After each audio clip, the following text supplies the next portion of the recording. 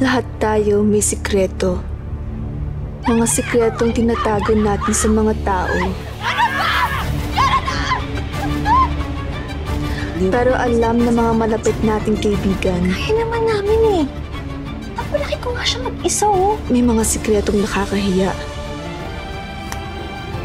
Mga pagkakamaling pinagsisihan at gusto nang kalimutan.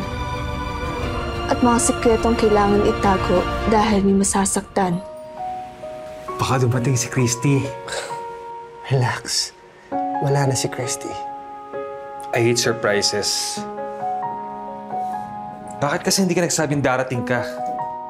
Breakfast tayo? Meron akong parating na patients in 10 minutes eh. Thanks for dropping by.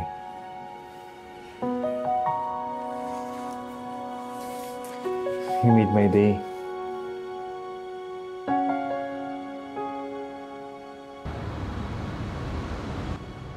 Hello? Salamat ho ah. Hello, Hana. Uy, thank you sa pinadala mo ha. Eto, natest na si Kenneth, na-check na rin ng doktor. Kumusta ba yung anak mo? Salamat sa Diyos, walang bali. Wala ring internal bleeding. Lagnat laki lang daw.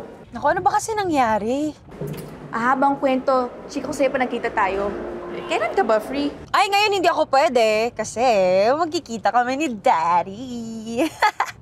Okay, sige. Nga pala, may sobra sa binigay mo. Sorry kasi pa nagkita tayo. Nako, dyan na muna yan. Sa'yo na muna, pandagdag mo sa puhunan mo. Hindi ko pa naman kailangan eh. Okay, sige. Salamat ulit ha. Thank you, girl. Sige. Bye-bye. Bye!